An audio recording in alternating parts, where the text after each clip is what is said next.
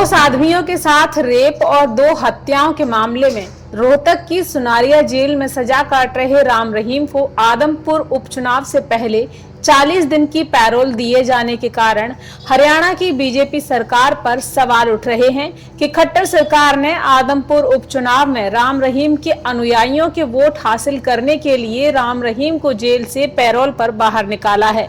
वहीं राम रहीम ने जेल से बाहर आते ही एक वीडियो भी जारी किया है जिसमें राम रहीम अपने अनुयायियों से डेरे के अनुसार काम करने की बात कह रहे हैं। एक तरफ चुनावी माहौल के मद्देनजर राम रहीम के वर्चुअल सत्संग में बीजेपी मेयर की पत्नी और हरियाणा विधानसभा डिप्टी स्पीकर पहुंचे, तो वहीं दूसरी तरफ बीजेपी के बड़े नेता और मंत्री राम रहीम की पैरोल को लेकर अपनी अपनी सफाई देते नजर आए। कहते नजर आए कि पैरोल लेने का हर कैदी का हक होता है। जेल मंत्री ने तो चुनाव और राम रहीम की पैरोल को महज एक इत्तेफाक बताया।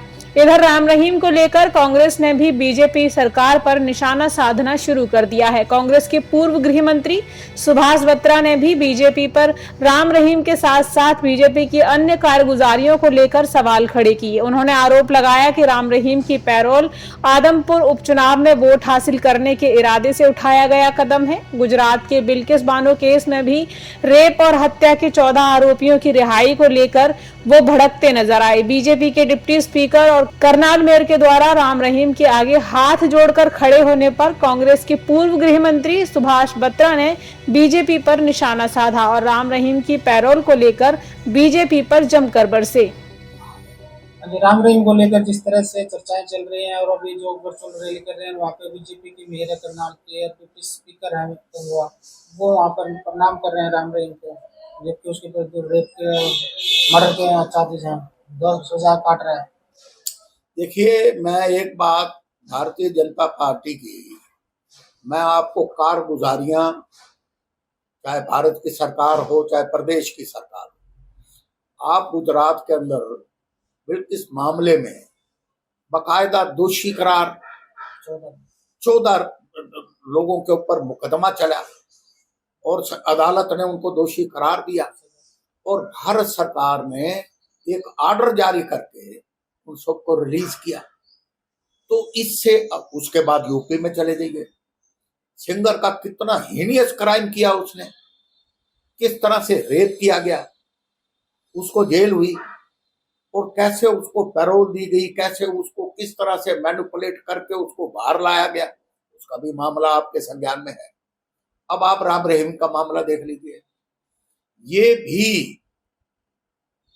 कोर्ट ने इसको दोषी करार कर रखा है, हत्या के अंदर दोषी करार कर रखा है, रेप के अंदर दोषी करार कर रखा है।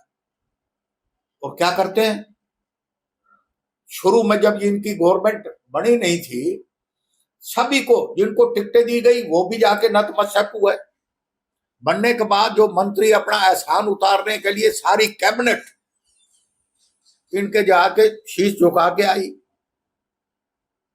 उसके बाद अब आप देख लीजिए, आज आदमपुर का चुनाव है, सिर्फ महज इनको शर्म नहीं आती, इनकी कैबिनेट का मंत्री गंगुआ जी, डिप्टी स्पीकर गंगुआ और इनकी मेयर ये जाके सर झुका रहे हैं और किस तरह से हाथ जोड़ के ऐसे कर रहे हैं जैसे इससे बड़ा कोई देवता आदमी ना हो, उस दी रेपिस्ट जो कि हत्यारा है।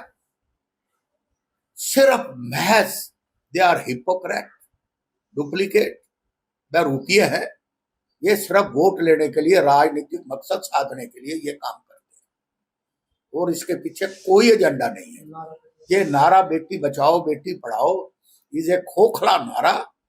ये एक मतलब के लोगों को किस तरह से मूर्ख बनाने के लिए ऐसे नारे लगाएंगे, लेकिन आप शुरू से लेकर एंड तक देख लो, ये धर्म के नाम के ऊपर, जाति के नाम के ऊपर देश को, लोगों को बांटने का काम करते हैं। इसके अलावा इनका और कोई काम नहीं।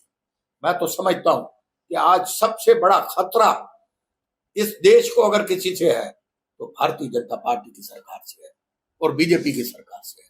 आप देखिए, कहां नोटबंदी गई, कहां महंगाई किस चरम सीमा पे गई। आज 100 रुपए लीटर पेट्रोल, 100 रुपए लीटर डीजल। आप देखो, ये अपना क्या नाम है, बेरोजगारी, में नंबर, प्रदेश पूरा नंबर 1, कहा नंबर 1 रोजगार में हुआ करता था, वहां बेरोजगारी में नंबर 1, भूखमरी।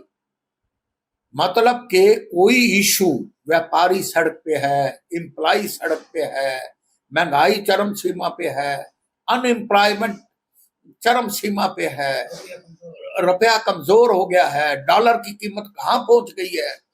आप अंदाजा लगाइए आज सरकार के पास मुद्दा क्या है। मुद्दा सिर्फ ये है, राम रहीम को छोड़ दो, रेपिस्ट को छोड़ दो, हथियारों को छोड़ दो, उनके नाम के वोट बटोरो, धर्म के नाम के ऊपर, जाति के नाम के ऊपर। ये सरकार बुरी तरह से, मैं तो यहां तक कहता हूं कि हमारे हाथ में अगर अपोजिशन की बागडोर, मैं ईमानदारी से कहता हूं बागडोर हो ना, इनको तो 4 दिन ना पकड़ने दे।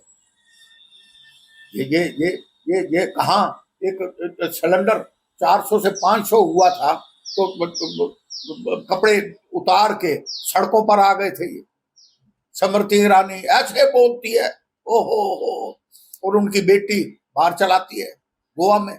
शर्म आनी चाहिए इन लोगों को। ये तो they are hypocrite, they are duplicate, they are nothing.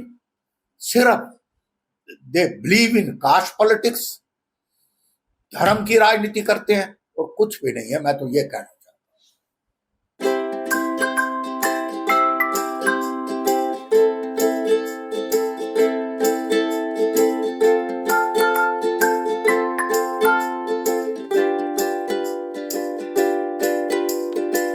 हमारे साथ जुड़े रहने के लिए देखते रहिए देश रोजाना का YouTube चैनल। सब्सक्राइब कीजिए, साथ ही देश रोजाना की खबरें सबसे पहले देखने के लिए प्रेस कीजिए बेल आइकन।